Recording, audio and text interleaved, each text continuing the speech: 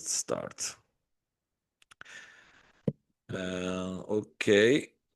Hello, everybody. This is Davide Bitti from the Tokyo University Alumni Network, and thank you for joining today in this Italian edition of the Tokyo University Alumni Career Talk.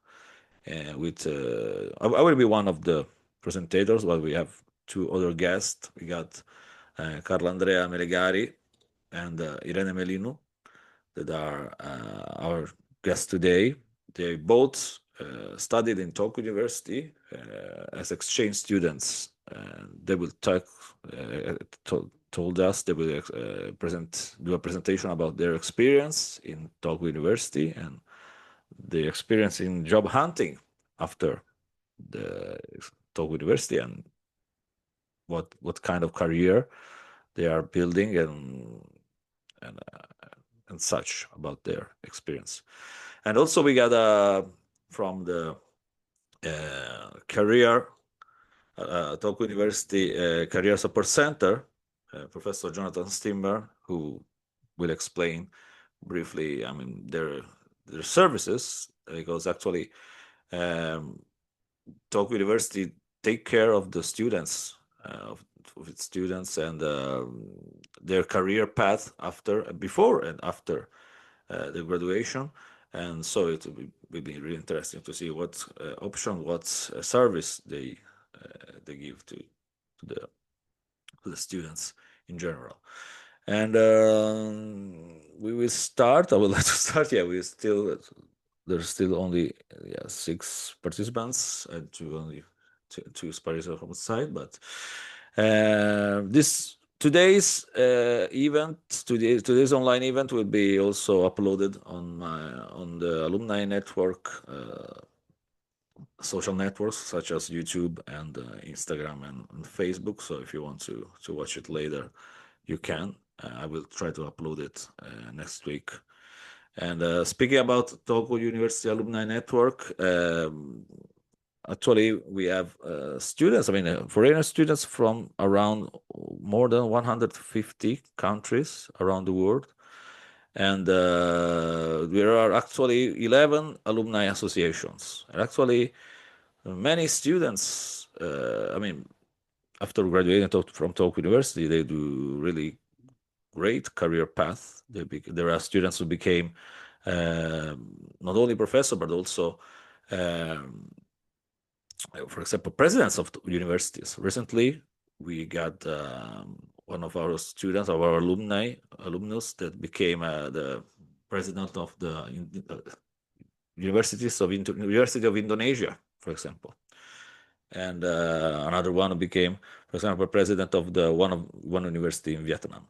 Actually, to promote and to cheer these achievements, we got also the Tokyo University Alumni Award, International Alumni Award, that each year awards the best, the most successful alumni in our university, from our university. And I will send you all the URL later. I also sent you the URL in the email I sent you today and also just before this event. And okay, now if we can start maybe with, Professor Stimmer, if you want to expose the services of the Tokyo University Career Support Center. Thank you very much for joining us today, and please.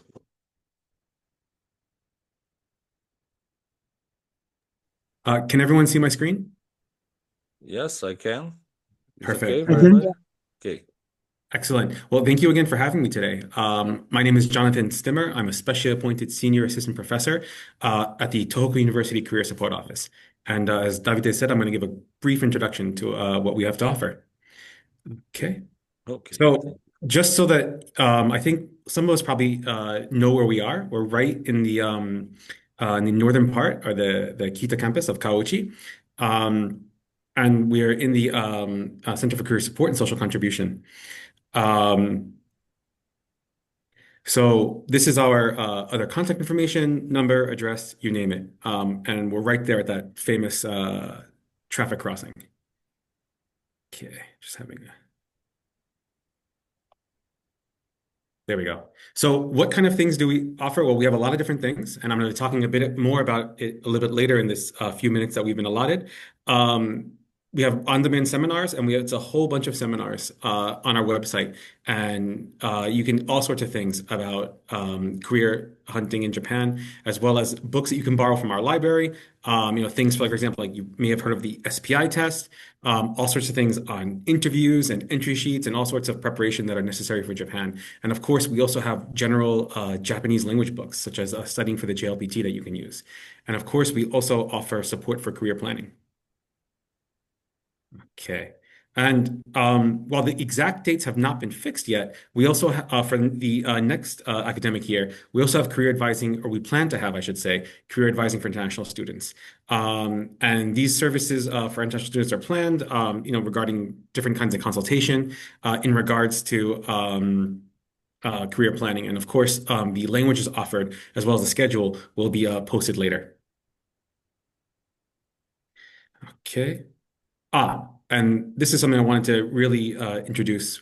This is very special. This is our Google Classroom for international students. And what it is, it was created in the end of second half of last year, and it is a Google Classroom that is an information sharing platform. It's kind of a community, if you will, for students seeking employment in Japan, right here at Tokyo University. And we list things like career events, internships, company information sessions, setsumekai, as well as other things, events and workshops on business manners, workplace culture, job-focused Japanese courses. And it's managed by our office. And for those of you who are currently enrolled, you can go ahead and use that QR code and register if you want after the seminar. Take a screenshot of that if you want. So just to give a little bit more of an idea of those kinds of events that are being offered, we host different things. For example, I think some of you, maybe even today, have been to our Autumn Open Company Day, for example. We have our Night Day Hokokai, which is our job offer reporting session, where some of your senpais will come and they will talk about their own journey on obtaining employment in Japan.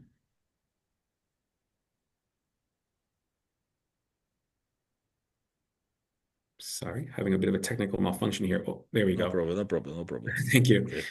Okay, and just to give another idea, so we have different kinds of, again, practical job preparation workshops. We have job hunting seminars. We have on-campus recruitment fairs. We also have job fairs that are specifically for international students at Tohoku University, as well as other events as well for Japanese students. So yeah, the details and those scheduled events will also be released at a later time.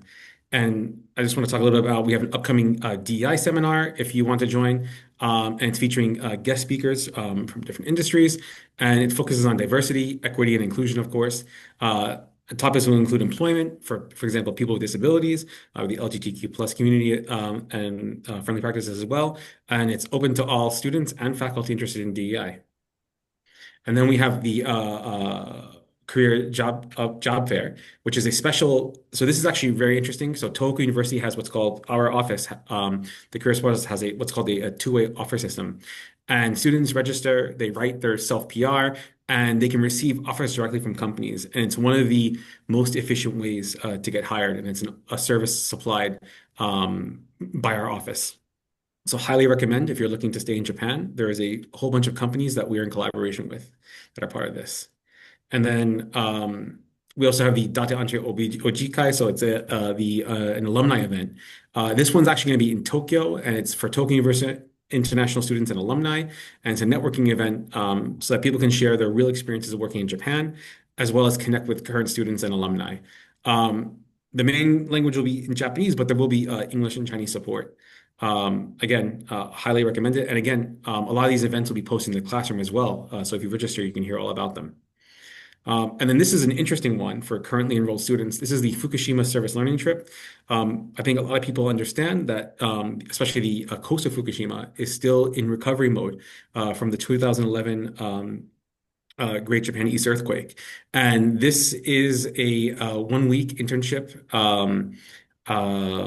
that you can join, including online workshops as well as actual site visits on the 24th and 27th. I actually went down there myself in preparation for this, and it was an absolutely wonderful and eye-opening experience. And I highly recommend anyone who would like to sign up for it. At the moment, we actually have a QR code, but the best way I think to sign up for it would be to send a message to our email at si-careersupport at grp.tohoku.ac.jp. And I'm going to go ahead and with prior permission, I'm sharing the flyer for this event in the chat. Absolutely. Yes, yes. Thank you, Please David. download it. Yes, yes, yes. Thank you. Yeah, so I highly encourage you to sign up. We only have limited spots, so if you can and you're free next week, please go ahead and sign up for it, and all the information is there on the flyer. So thank you again. And again, Davide, thank you again for welcoming us to give this talk. Thank you very much. You want also to share your links and everything else, and also Oh, if you got questions for Professor Stimmer, you're welcome thank you very much. while here, because yeah, it's actually Yeah, really great support for the students of Tokyo University who wants to do a career path. So thank thank you you. very much. Would it be okay to share a link to our website in the chat as well? Absolutely. Yeah, yeah. Sorry. Thank you. You're welcome. Yes, yes, absolutely. Thank you. Thank you very Go much. ahead and do that. And yeah, I will unshare my screen. Okay. Thank you very much. If you Thank you. want to add something else, if you want to give more informations, I think it's okay. Yeah, I'll go ahead and just okay. yeah share the link in the chat. Thank you very And thank much. you Thank you again. very much. Thank you very much, Professor Stimmer. And if you got any question, you can contact directly the support center. Thank you very much. Let's see. And now we start with the first presentation from Irene. Thank you very much for joining us Yes. today. And Hello, Irene was everybody. an exchange student in 2018, right? 18, correct. In Yes. which, I mean, you will tell us about your program and your Yes. experience and Mm. everything. And what you want to start, or you want? Okay, it's okay. Okay, thank you very Yes, much. it's fine. Okay, Just tell me if you see my screen, if everything yes, is yes, correct. okay, no problem. Okay, we'll go in presentation mode. Okay. Okay. Okay, so Oh, hello, wait. everybody. Can you see the Sorry? screen? Yeah, Everybody can you can see see the the screen screen? here? Yes.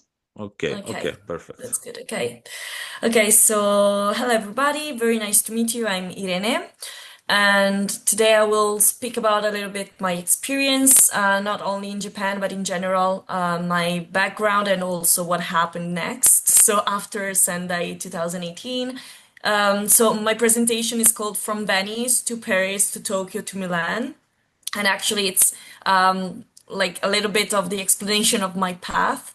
So started in Venice with Ca' Foscari University, and then my professional life brought me to Paris, and then after to Tokyo, and then back to Milan, where I am now. So okay.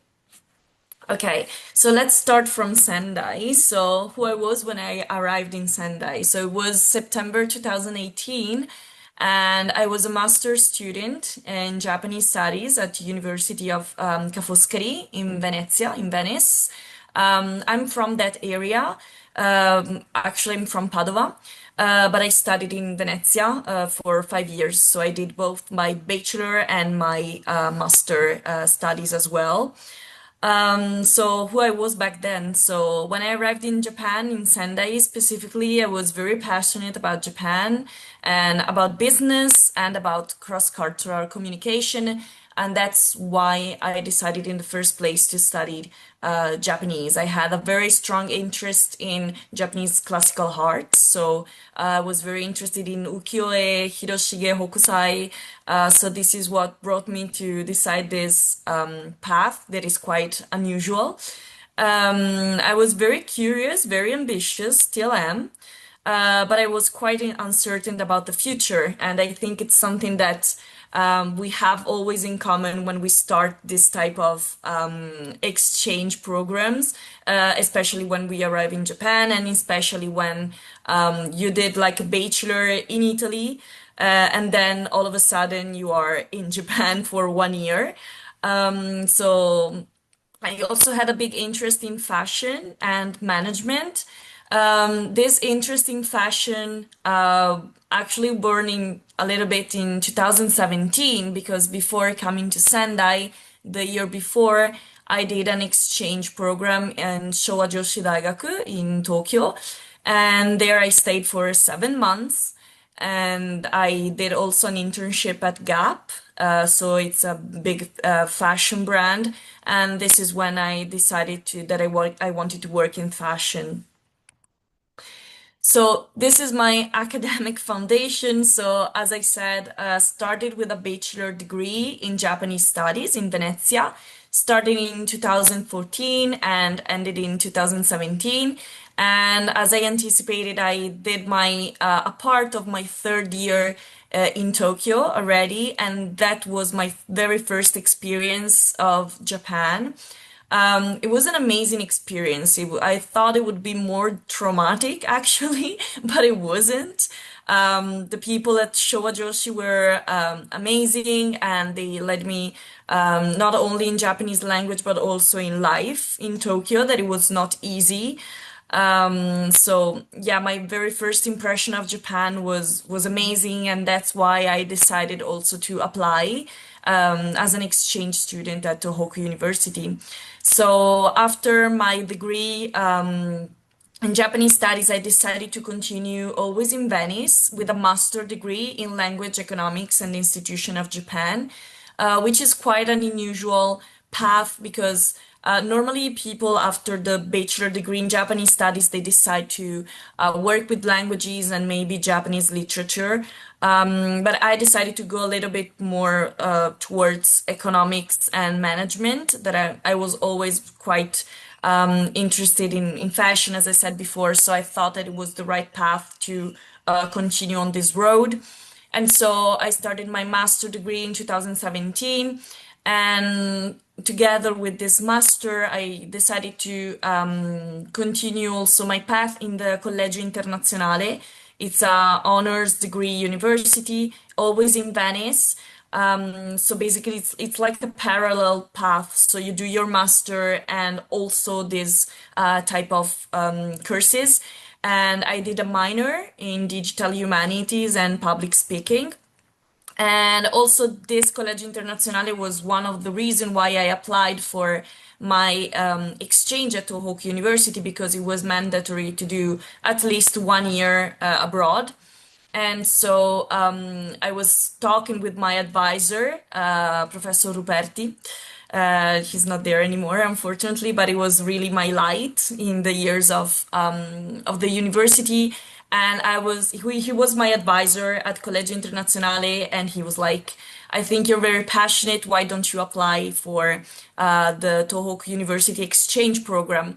And I didn't know anything about Tohoku University or Sendai. I didn't even know where it was, actually. So I was a little bit lost. But he was so of great support of me, and he was like, apply and let's see where it goes. So how does it work? So basically, from a bureaucracy point of view, there's this program that is called exchange program, and basically you spend 1 year at your home university and 1 year in Tohoku University.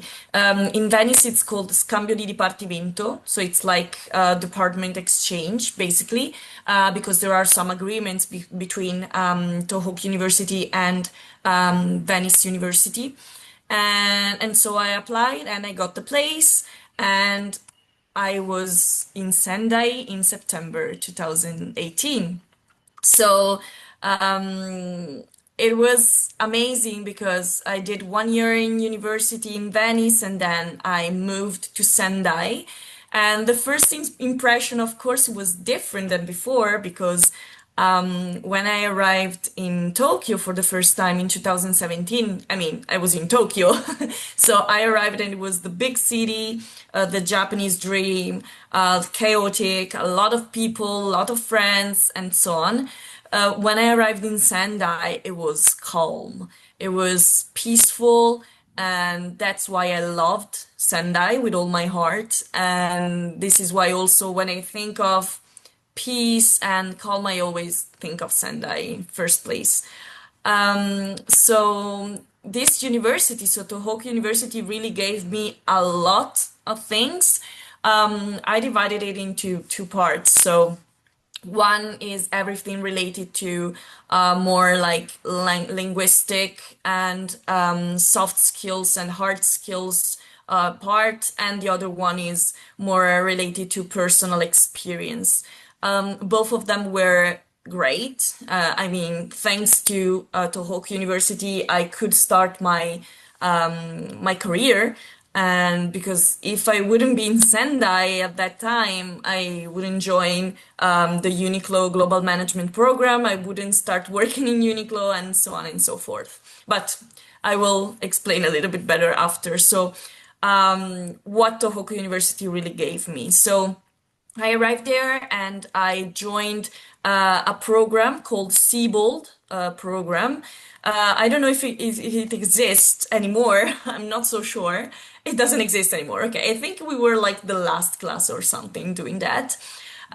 So it was a very, I think, insightful program, but also quite ambitious because we had so many classes and it was all focused on Japanese history, language, and quite more also art. So it was more like the humanities point of view of Japan.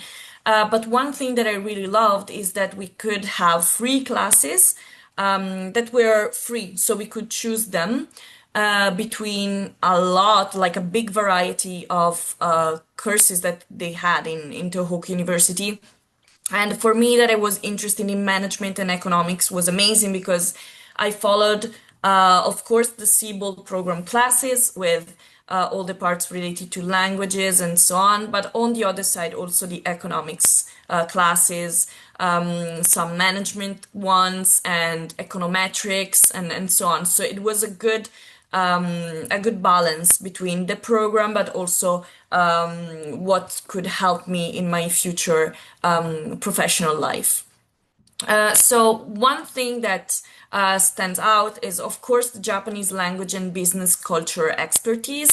So Tohoku University has a very, I can say, rare approach because it's just not classes, so it's not passive listening of classes, but it's more like active discussion and so on. In particular, with the professors that I had, Professor Craig was one of my favorite teacher ever, and thanks to him, I could really develop a deep analytical thinking and research mindset.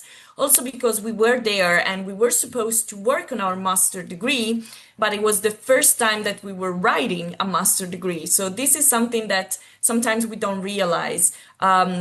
People doing like a master degree, they didn't even write a thesis before, so we don't know how to do it, and this is very simple. So, and we find each other like looking at each other and we're like, what should I write and how should I write it? Yeah.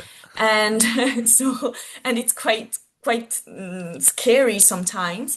But thanks to Professor Craig classes, I really could develop a research mindset. So, what am I searching for? What do I want to learn and how? And this is really one thing that stuck with me also, like in the entirety of my career. Second thing is the speaking and personal branding skills. This is something quite unusual. Public speaking, it was thanks to my econometric class that I had to present a lot of my researches, and I had to present in front of a class of 40 people, and it was scary as hell in English, sometimes even in Japanese. So imagine studying econometrics and explaining it, and not only in English but also in Japanese. So it was horrible. But once you do it and you learn how to do it, then nothing can stop you. And also personal branding skills.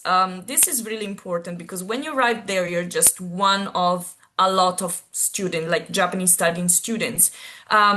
And Tohoku University really makes you think, why am I special? Like, what can I do that other people cannot do? And how can I explain this to the world? And this is really important, especially networking events. And also, I had the big chance to work for the TEDx, Tohoku University. And this is what really helped me in my networking skills and personal branding, because I met so many interesting people and they were all very special. And I was like, okay, maybe I should find also something that define me and can help me also going on with my career. So this was really important and made a big difference after on. And the third is the ability to adapt across culture. This is not so easy, because when you are in a work environment, but also life environment with people with so many different cultures, as it was in Tohoku University, you have to adapt. So you celebrate Iftar, you see people celebrate doing Ramadan, people with other religious culture, and it's so interesting to adapt and to join them and to live with them. The amazing thing that is change and that is variety. So, and the other part, personal part, life-changing experience. First thing, friends forever. I mean, all the people that you see in this picture are people that are mainly still in contact with me. So I'm here today because of Davide, and you can see him in the third picture. And there we were celebrating Christmas, I think, Davide. It was Christmas 2018 with Dalia Yeah, and in Monica and Davila, Giovanni. Yeah. yes, in Davila house. Yeah. Yeah. And the second picture is people from TEDx, Tohoku University, and these are still some of my best friends. Naoya, he came visit me in Paris, and he came to Milan. Adam, still in contact with me, we've met in Barcelona. So a lot of different friends that we stayed in contact. And the picture on the left, these are my very sweet friends, the Italian and French and Polish group. David is still one of my very best friends. He came to my 30th birthday. He introduced me to to his friends in Paris, and he was my family when I was in Paris all alone. So that's why I say infinite emotional support and also new perspective, because of course they help you see what you cannot see, because you're always stuck in maybe in your little coin. So yes, it's really a life-changing experience. And last but not least, it's the Uniqlo Global Management Program. That is everything that helped me starting my career. So while I was in Sendai, I saw it was like a leaflet like on the in the Kauchi campus, and I saw this and it was written like apply to the Uniqlo Global Management Program with a big QR code. And I was like, what's that? I mean, I saw Uniqlo and I was like, yeah, I love Uniqlo clothes. So I scanned the QR code and I joined this program that is it was the first edition when I joined. And basically it's a program where around 50 people from all around the world, after a very tough selection, they join in the Uniqlo headquarters in Ariake. And you talk about business and you talk about fashion and innovation and the future strategy of fashion. And thanks to that program in Tokyo, I met the HR director, Europe HR director of Uniqlo, and she wanted me to work for Uniqlo in Paris. So here I am in Paris. So started quite strong. So started with an internship as talent acquisition intern. I wrote my thesis on Japanese students' career development in Europe. So after university, Japanese studies is so broad, but what can we do after? So I wrote a thesis about that. And I also had the first exposure to Japanese corporate structure in Europe, because working for Uniqlo in Paris, it's not so easy, let me tell you. So even if it's in Europe, Uniqlo, it's still Uniqlo. All my bosses were Japanese, quite very salaryman, so like around 50 years old, very like strong-minded. So it was not easy.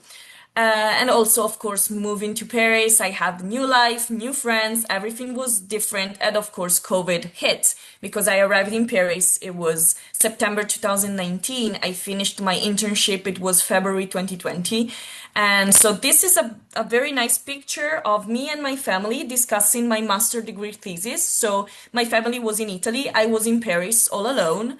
And this picture is a symbol of COVID, I think. Like I was celebrating my master degree and I was in my little room in Paris while my family were taking pictures in Padova all together. So, yeah. And then this is me. So I continued my path in Uniqlo. I did the Uniqlo graduate program. It's still a huge program in Europe. And I joined in Paris, as I was saying before. So I started as manager candidate program, and then I evolved as assistant store manager, and then I became store manager. I moved around a lot of different stores, around 6 stores. So I started in Uniqlo Opéra, and then I moved to Le Marais, Saint-Germain, Nation, Printemps. So I did quite a lot of store in Paris. And what did I learn? So this is a nice picture of me in 2021. So still with masks, so because we had to wear masks until end of 2021 in Paris. I learned to manage large retail teams, to improve the productivity, maintain the KPIs, and also I was very focused on leadership and team development. So Uniqlo really taught me how to be a leader and how to be a manager. And they were very, very nice because they saw like my passion and what I was doing, and they decided to reward me by moving me to Japan.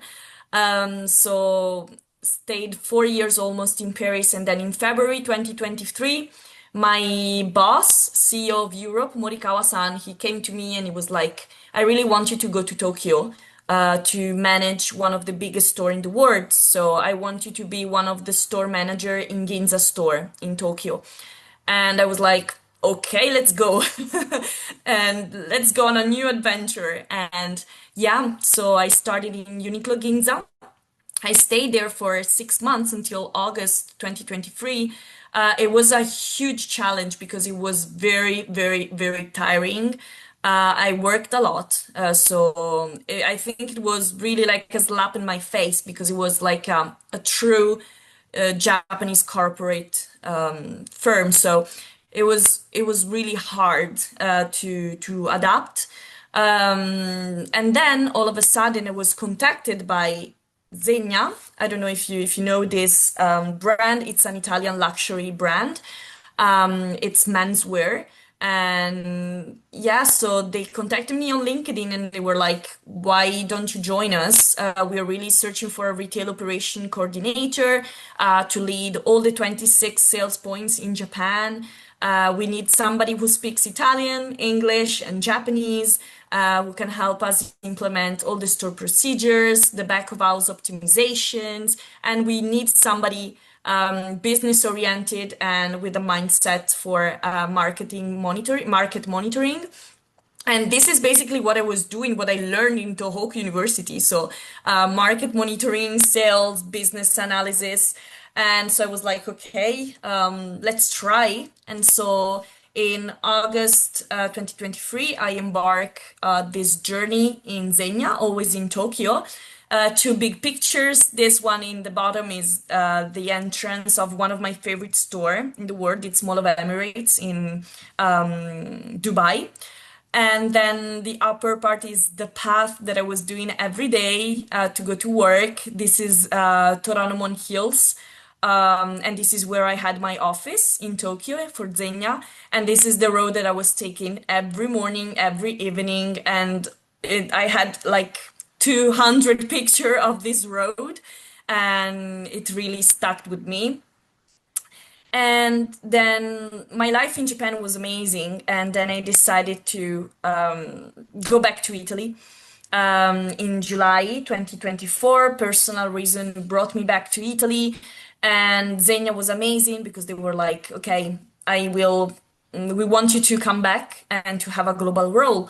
And so that's where I am. Now I'm omnichannel operation manager. So I do quite the same thing that I was doing in Japan, but on a global scale. So to wrap up, um, key skills developed. So I made two very brief slides. So one is what I learned on all of this. So first thing first is the cross-cultural cultural leadership. So I found myself to manage team in Japan, in Paris, now in Italy. So what is really important is to be confident and be aware of the difficulty that you can have in managing such different teams and cross-cultural teams. Also, one thing that I learned in Tohoku is data-driven decision making. So once you make a decision, you always have to look at numbers, especially in my field right now. I learned retail and omni-channel strategies. This I learned with my experience in Uniqlo and in Zegna, but strategy was something that stuck with me from Sendai. And then project management and stakeholder alignment, but this is something that I really learned during my work experience. And last thing, let's say, yeah, so the challenges and the lessons learned. So challenges, as I said before, leading teams in different countries and try to balance European and Japanese business culture. This is really something that I learned to do in Uniqlo and stepping outside my comfort zone repeatedly. So yeah. And also one thing that I learned is the growth happens through discomfort. So you cannot learn and you cannot move forward if you are always in your comfort zone. Learning and evolving happens when you are feeling a little bit of discomfort, a little bit of anxiety. Like this is something that really makes you grow. So my advice to the current student, 4 points. Language skills are a strategic asset. So don't listen to anybody who says, oh, but languages, I can learn languages. It's okay. You have to study something else. No, language skills are strategic and are so important and makes half of your value. Because nowadays, if you don't speak properly English or French even, but Japanese, it's something that not a lot of people speaks and that can really makes you special and that can make you part of your personal branding part. International experience, change your mindset. This is for sure. And say yes to opportunity that scares you. This is something that I was saying before. So search for discomfort.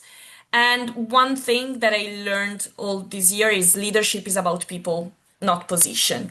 So it means that even if you are a huge manager, CEO, director, or whatsoever, if you don't know your people and if you don't know how to talk to your people, then you are nothing. Thank you. Thank you very much. Wonderful presentation, and yeah, a lot of real things, real stories, and I'm actually agree Yeah. with a lot of points. And please prepare your questions for the Q&A corner that we have later at the end of the presentations in general. Thank you very much. And Thanks. now it's Carlo. Carlo, that it doesn't live in Italy, it doesn't live in Japan. Please tell your story Yeah, about why you now love it's a lot of pressure IKEA. after. Can you hear me? Yeah. Okay, please. Now it's a lot of pressure after Irene's presentation. Hi everyone. I don't know. It's good morning, good afternoon, good evening for you. But my name is Carlo Andrea, but everyone calls me Carlo. And I was in an exchange at Tohoku University in the first semester of 2015. So the semester that goes from spring and summer. I was there as a graduate research student. I think the name, if I remember correct, the name of the program was like a collab. So we were all research students. So we were not doing attending any classes, but we were assigned to a department of the university, and then we were free to do our own researches. So I was there working on my master thesis on robotic, and at the end of the program, I collected data for some algorithms to control robotic arms using this Kinect camera, so 3D images. Then when I just a quick introduction of my career path. Then when I graduated, when I came back from Japan, I graduated at the end of 2015 at Politecnico di Milano as an automation engineer, and then I started to work immediately as an IT consultant, mostly because I wanted to improve my coding skills so that I was able to code as a professional level. But it was a small company, and I soon started to miss the international vibe and environment that I had throughout my university life, and especially at Tohoku. So I started to look for other opportunities, and that's when I applied for a graduate program. Similar to what Irene mentioned, in this case at Tetra Pak. So it's a big packaging company, and is based in Sweden, and that's where I am. So long story short, I got the position, and I think one of the main factor for me to be hired was the experience at Tohoku University. Because when you apply for these programs, they give you great opportunities because they give you the possibility to move in different departments in a very short time within the company, so to learn different aspects of the corporate life. But a key prerequisite, let's say, usually is to have had meaningful experiences abroad or in exchange. So I think the one at Tohoku was really like key for my development and my career. And that was when I started. When I started Tetra Pak, I had different rotations, job rotations. So my base department was like software development for the next generation of packaging machines. But then I had rotations in marketing in Thailand, for example, or like to visit our customers as a service specialist in Mexico. And it was fun because in both experiences I met some of the guys that I was at Tohoku with, both in Thailand. It was like Flavio, another Italian guy that was as well in one of the exchange program at Tohoku. I think now is moved to still living in Tokyo, but we were both in Bangkok for professional reason.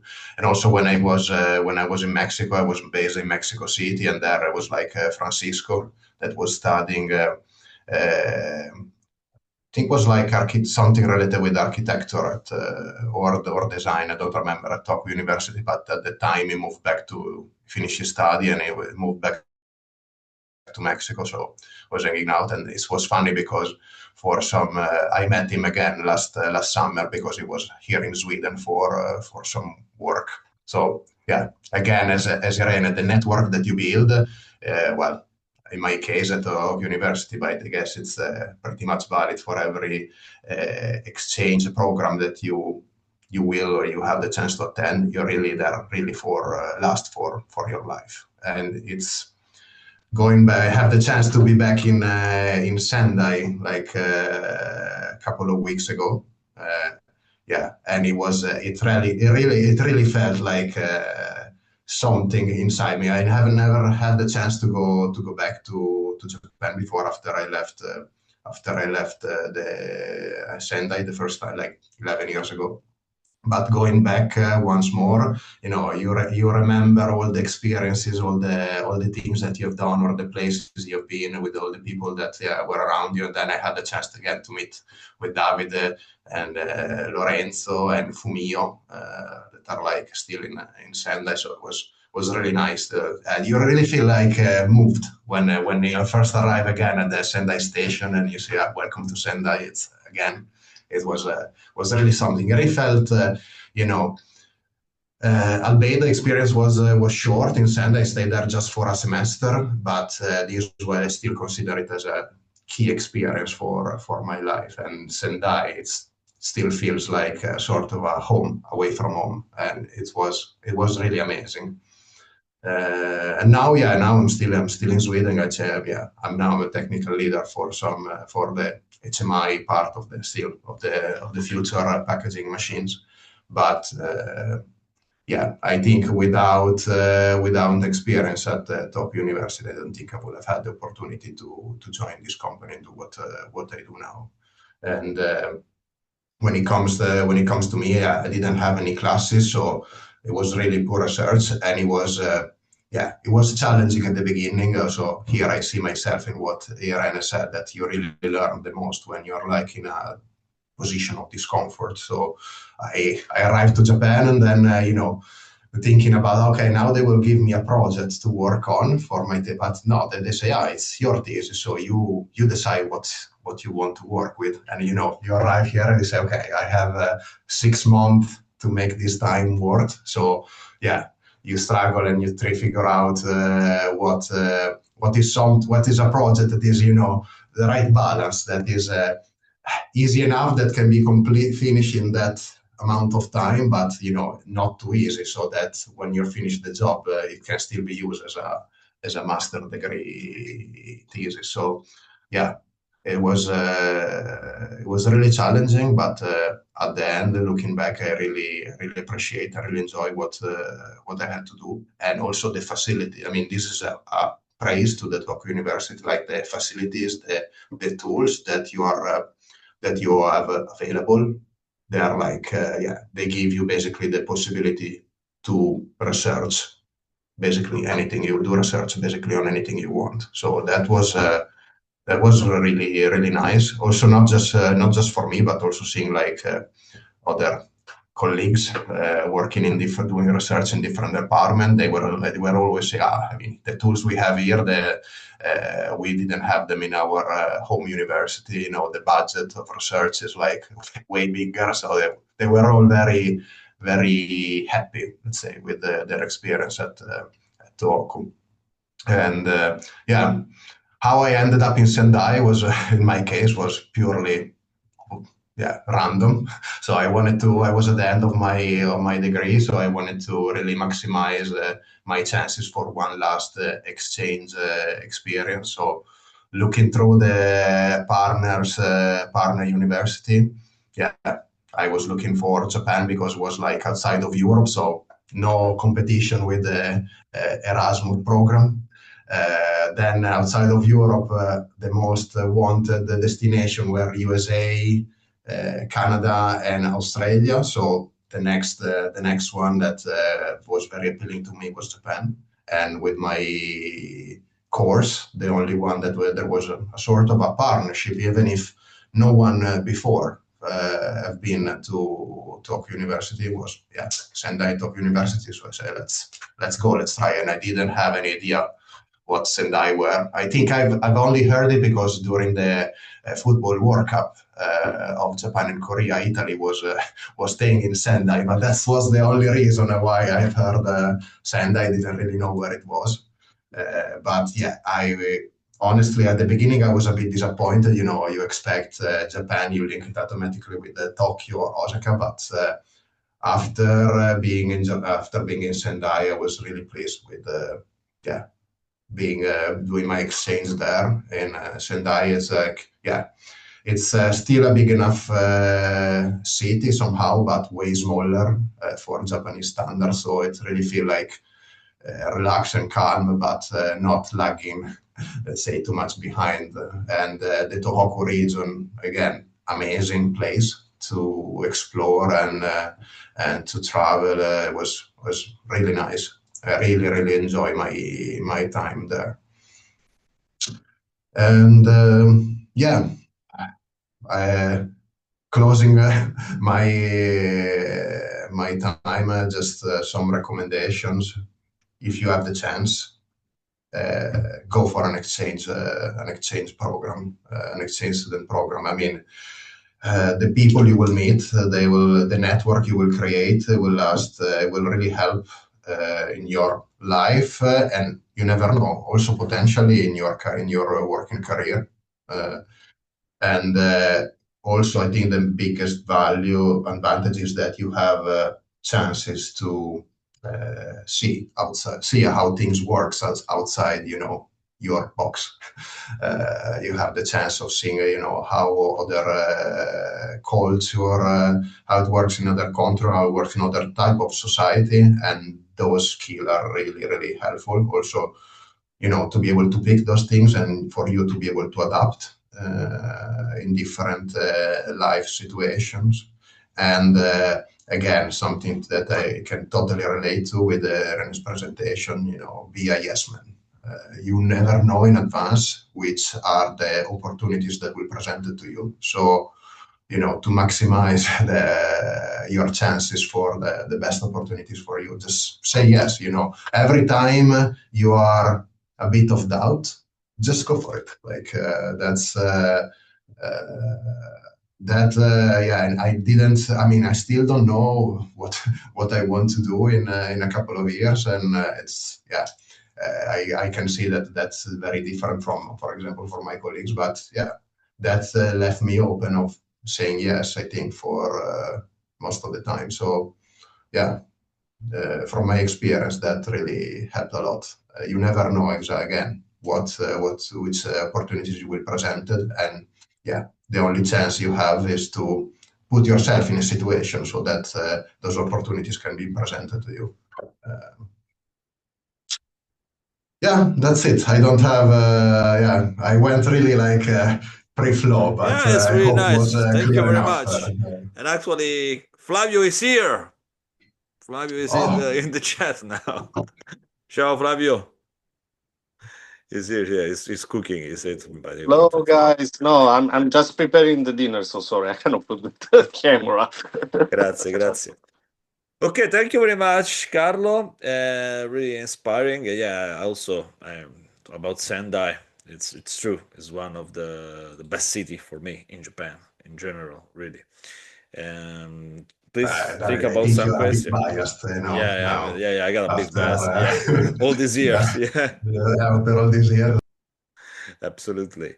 Okay, now it's time for my presentation, and will be brief presentation. I'm not. I don't know how to use Zoom very much, but I will do it like this. Okay, can you see my screen? Can you? Is okay? Okay. Yes. Okay, thank you very much. Now it's time for me to do my brief presentation. I'm Davide Bitti. I'm from Rome, actually, and I'm graduated in both Tokyo University and both actually La Sapienza University of Rome. I will explain my story in the next slides, but in general I participated in an IPLA program in 2010-11, and also I was a mixed scholarship student, researcher and student from 2015 to 2000 actually 19, and I was also doing a lot of YouTube and stuff like this. But I guess you already know. I was as many child of my time. I mean, I look older, but I'm from 85. I'm 41. I will be 41 tomorrow, actually, February 21st. And I've started with, almost otaku stuff, right? So manga, anime, video games. There are some pictures here. The one with the Sonic cake is from when I was like 80 years old. I asked my mother to order this wonderful Sonic cake.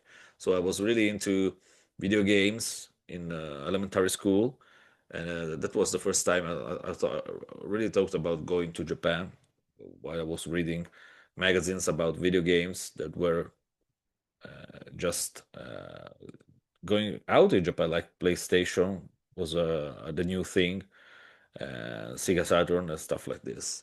And also, yeah, growing up, I started to like also manga and anime. My passion grew stronger, and but after that, after finish graduating the high school, I was a little bit lost actually, and I started studying actually mechanical engineering. Actually, I must say, in Rome University, Roma 2, the second university of Rome, and it was actually a mess. I wasn't able to do anything. I just passed like 3 exams in 1 year and a half, like geometry, informatics, and English. So I decided to start doing what I want to do, what was my passion, what I like Japan. I mean, now it's really normal to be an otaku. It's even fashionable now, but it used to be something more like, how you say, underground during the 90s and the first part of the 2000s. But I started there. I'll say, okay, let's try to go to Rome University La Sapienza in Japanese studies, Oriental studies with Japanese studies curriculum. And I started to like it very much. I understood that Japan was not only about manga and anime. It was about culture. It was about history. I really started to love Japanese language, I must say, to study Japanese language. And so I actually graduated on time at the bachelor degree in 2019. And not 19, sorry, 2009. I wish it was 19, but it's almost 20 years ago now. It's almost 20 years ago. So I graduated, and but before graduating, I got my first experience in Japan in 2008. I went to Tokyo for 1 month to say, okay, let's see how is the real thing. Maybe I just I would say over imagining. I'm just overhyping Japan. Maybe going to Japan will not be so great. Maybe I will not like it. So let's give it a try. I got my first trip to Japan in 2008 in Tokyo with some friends of the university or the same faculty. 9 people. We went to Tokyo for 1 month with a, how you say, language courses, Japanese language courses of 1 month. I you say shuchu. It was really a blast. It was one of the best experiences of my life. I said, okay, I want to stay more. I want to try to have a longer experience in Japan. So actually, I graduated from the bachelor degree, and I continued in my master degree the same year, 2009, and I got the chance to do an exchange program. Actually, like Carlo also said, also Irene, I didn't know about Tokyo University at all. I was aiming for Waseda and Todai, and but there was only two scholarships, two exchange scholarship that period. Only Waseda, one for Waseda, one for Todai, and I just was like fall short. I was like I fell short like a third place, so I wasn't choose for that. But suddenly, Tokyo University appeared because there was still not I you say agreement between Tokyo University and La Sapienza until that month, actually, until that period. Well, and so they asked for 2 exchange students from Rome University, and I was one of them. And there was also another girl that came with me in the same period. And we was in the first IPLA program. This is the ceremony of the first IPLA program in 2010, 11. And it was, yeah, as also Irene and Carlos said, it was an incredible experience. I mean, it was like a dream. It was like, wow, study abroad, staying 1 year in Japan. I was in Sanjo. I think you were in Sanjo too. It was every day was an adventure, new people, new experiences. I was improving my Japanese skills. It was a best time of my life. My worst nightmare was to wake up and to be in my bedroom in Rome.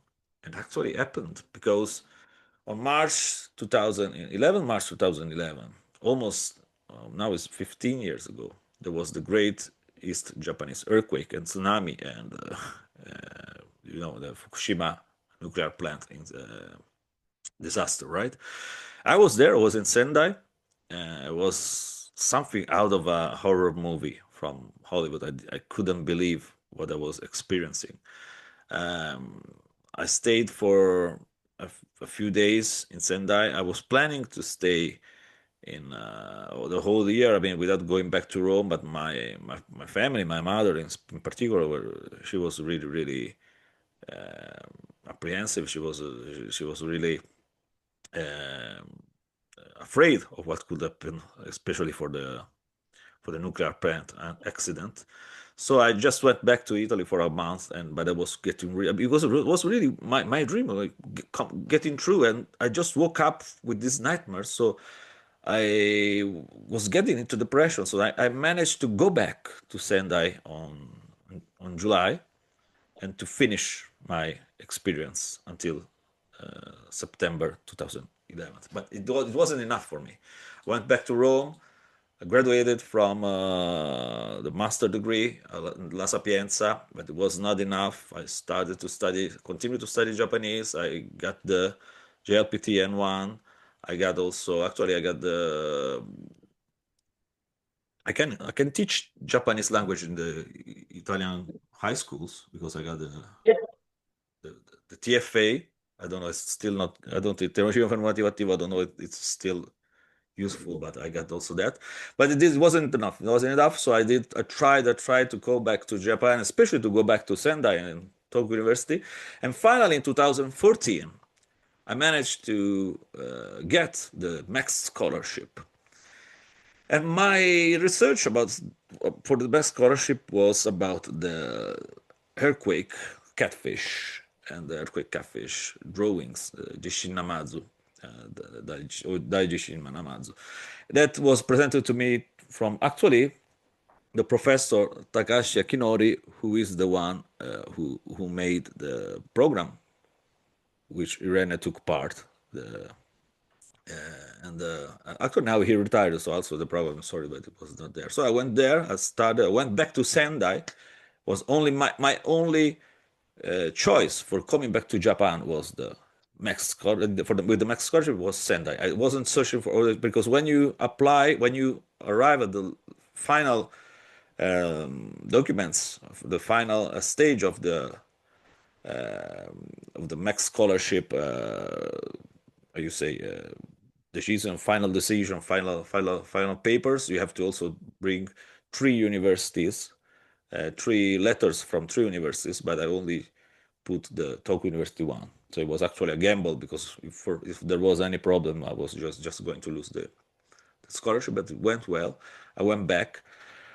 I started doing my first as a research student. Then actually I was aiming for the PhD, but my professor said, no, you should do again the master. So I remastered again, this time in Japanese history of Japanese philosophy, with this research about the Jishin Namazu, the catfish earthquake catfish. And in 2018, I started doing also the PhD later, but I must say that all the energy in me for study was completely drained by the 2 years plus 1 of research I did. I should have. I must say, I wish I used the same energy to take the PhD directly because I was really not wishing to study anymore. But in the meantime, I was scouted by a small company in Sendai. It was thanks to the connections, right? As also Irene was saying, also Caro was saying, connections are really important. So I used to, for example, in this case, I used to do volunteer work for the Association of Foreigner Tourism of Sendai. Okay, and this company asked to the one of the staff of this association of foreigner sorry, tourism of Sendai, for someone to collaborate with them because they were opening a new hostel actually. So they needed someone who could speak Japanese, English, also with social skills, social network skill. So actually, that person, the staff of this association, introduced me to this scout, and I started working for that company. And I must say, it was pretty interesting because it was a small company with a 40, 50 years history. It was a company that actually was made during the bubble era of Japan, right? There was a speculative bubble of I would say constructions and real estate. It was a real estate company. And it was a really old school company. So the relationship with the boss, with the senpai, right, was really old school. They got really a lot of strict rules, really, really Japanese rules. It was really difficult time to adapt to them, to this kind of rules. For example, the morning salute we had two times a week, with everybody shouting like "Good morning, good morning, ohayo gozaimasu, ohayo gozaimasu, irashaimase, irashaimase." The readings, the one should stay in front of the other company members and read something like a story, like a cautionary tale uh, about some with the setting, the corporate setting, shouting out loud and everybody reading together. It was crazy. It was pretty crazy, but it was also interesting as a to learn to live there. But it was pretty stressing on the other way. But because I was hoping to work for Tokyo University, my aim from since when I went back to Sendai in 2015 was somehow to work for Tokyo University to become a bridge between Italy and Tokyo University, Italy and Japan.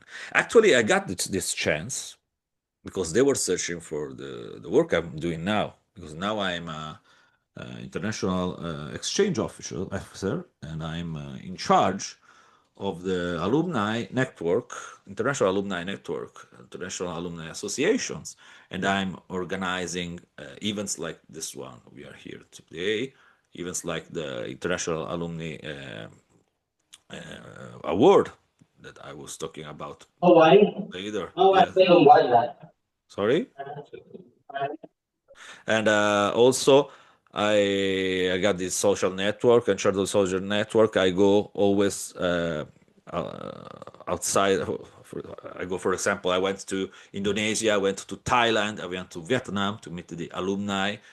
Also, I was traveling with the president of Tokyo University. So really, really a job I love, actually, that I talked about also in Journal of Tokyo University.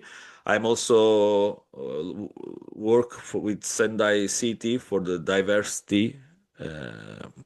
They made a pamphlet about diversity in Sendai. I was one of the participants, and I also doing my social network.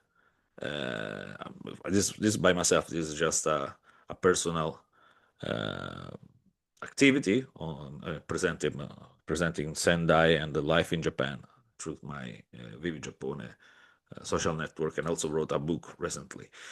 And I must say, I really love Sendai. Sendai is the best city to study as an exchange student, as a student in general. It's easy to live, it's easy to move. You can, if you got a bicycle, you can go everywhere almost. I mean, when it's not raining or snowing. But it's the people are really nice. Are really nice. They're pretty open, and the food is good. The sake is good, and is one of the best place. And I must say, I will never be able to live in Tokyo because Tokyo it got everything, but for me it's too much maybe. So it's Sendai. I think I really love the city. So Tokyo University is one of the best university in the world. Actually, is for 5 times in a row was chosen as the best university in Japan. and there is also for now is the only university who got the grant from the Japanese government for the next 30 years. So it's growing, it's developing, is a perfect environment to study and to live Japan, to enjoy Japan, and to become a professional, as also we saw from the other stories. Thank you very much, and hope you enjoy. And okay, this is that was everything. And okay, let's start with the session, the Q&A session. Do you have some question for our presentator? Please raise your hand and feel free to open the microphone and speak with us. Do you have questions? Don't be shy. Don't be shy. I have a question. Okay, please. Yeah. What do you think that you miss the most about Sendai and living here? Yeah, please tell us, Irene and Carlo. The thing that I miss the most. I think that one thing about Sendai is the community. I mean, like, you really feel like you're part of something, always. It's just not the international students community, but it's also like in the city. Since it's so small and so on, you really feel like you're a part of something. Like the people at the combini recognizing you and Yeah. saying, "Hello, how are you?" I mean, it's something that it's not so like that you can see so often, especially like in compared to other Japanese city. So I think yeah, community, definitely. And then, as I was saying before, I think the peace. I mean, Yeah. like in Sendai, I felt so at peace with everything because like I was living in Aobayama. It was the first year that they opened the new dormitory.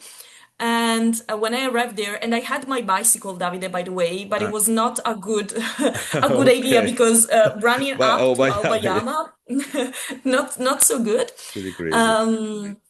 But yeah, and the peaceful environment and the nature, it's something that really stuck me because like I was living in a park basically, and but then you have the river, you have the mountains, you take a train and you go, like you can go whatever. Like I really traveled a lot through Miyagi region and it was amazing. It really there was no place where I felt like that, like in Sendai, really. So for me, yeah, peace and community. Absolutely agree. Absolutely. What about Carlo? Yeah, I mean, I can totally relate with what Irene said. Like the vibe of Sendai. Like, yeah, if you want the peace, you have the peace. But also, if you want to, have fun, have more, fire it up a bit more, you have that option as well. So it's really and everything, everything is at grasp. It's 20 minutes away. So if you want to go to the river to have a barbecue, it's like 10 minutes by. I was in Sanzo, but I really recognize your picture, David. Yeah. It was exactly the same as the common area of my corridor. So if you want to go for a barbecue in the river, you can go. Or if you want to go to have a drink in Kokubunso, you have it like a 20 minutes bike. If you want to go at Yamadera, it's like Yeah. half an hour train. So it's really like in the sweet. For me, it was like the sweet spot of Sendai that you have basically many of all the options that you want at Grasp. You don't have to to cross city and spend 1 hour in the subway. Yeah, absolutely. Yeah, that's a big point that you don't That's the have to size. I spend think time. the size. So I would say the size of Sendai. That's And yeah, the nature as well. It's a bit funny because now where I'm living now, I can recognize many of the things that I really like of Sendai. So I mean, how close nature is. The vibe, the same vibe of the city. Now I live in Malmo in the south of Sweden. So I would say probably the thing I miss the most is how close the mountains are, because here is like super flat. So Really? that here is like nothing around. Yeah, you And went to you and went. then of course now let's say it's the needs are are a different person that was we're not a student anymore, so the what we search are the needs were a bit different, but the people that were with me in Sendai, that's also thing that I really missed, Yeah, because yeah, we yeah. don't have, I mean, we're all spread now around, so don't have many chance to catch up again. But Yeah, that's true. All the people you meet in your 1 year or half a year usually just to go back to their country or stay in Japan, so it's difficult to yeah, to meet. But it's for that small time period of time is really the best friendship you will ever have. it's funny because I mean, my girlfriend, I met her Yeah, at also. Oko University, and we're still together since then. So we were That's doing, also I really think, nice. Jonathan, one of the things, I think, I don't know if it's related, but when you mention like the activities in related, I mean, in Fukushima, so we actually met in one of the activities, not in Fukushima, but closer to the Sendai airport. They were like, at the time, there were like these Okay. activities where they were planting bamboos Oh, to okay, yeah. try to make like some natural shield for potential next wave. So so we both attended. And the Tokyo University was attending, so we both joined, and Yeah, that's also nice that you still with your girlfriend or with the woman you met here in Sendai. It's pretty powerful. And do you have any other question? Please feel free to ask. And speaking about Tokyo University, how you compare your study here with your home university in Italy? What do you think, Carlo and Irene? How is different? How was different from Italy? if I can go first, in again, I was not attending courses, so I cannot speak for that regard. But when it comes to research, it's what I noticed in Tokyo University was that you, as a researcher, as a student, are completely in charge of everything. So that's it has a double-edged sword, you know. So on one side, you have to, you have really the possibility to do what you like, but on the other side, you have to come up with it and sell it, you know, so that you get the approval for that research project. So and that also the when it comes to talking with my lab mates. What I think that I really liked about I don't know if it's talk or if it's in Japanese university in general, like the central that research in the lab is a central part of the career of a student. So both when you're like at your bachelor, you're still assigned to a lab, and you have to spend there like time to do at the beginning, like to replicate other people's research. But then when you're like a master degree student, then you have to do your own research. So that I think is really powerful. A really powerful thing, and very different from was at the Politecnico di Milano. So that is just classes, and sometimes you have like group activities, but Yeah, is mostly very individual career yeah, yeah, yeah. in engineering, at least. Yeah, man, it's difficult. What do you think, Irene? What about Japanese studies? I think that the approach in Venice was more like frontal classes. So like you go there and you listen to the classes, you take your notes, and that's all.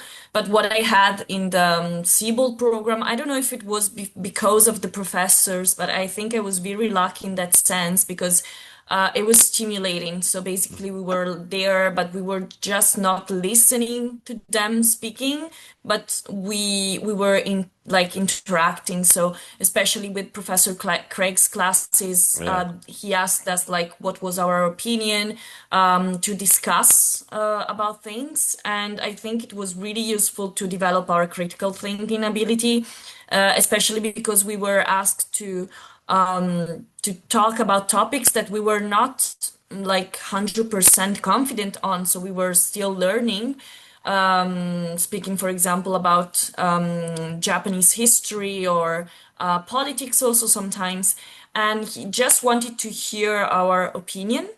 And it was, I think it was very beneficial. Also, not just for us to think of what we were learning, but also to discuss with others and to yeah interact in this way.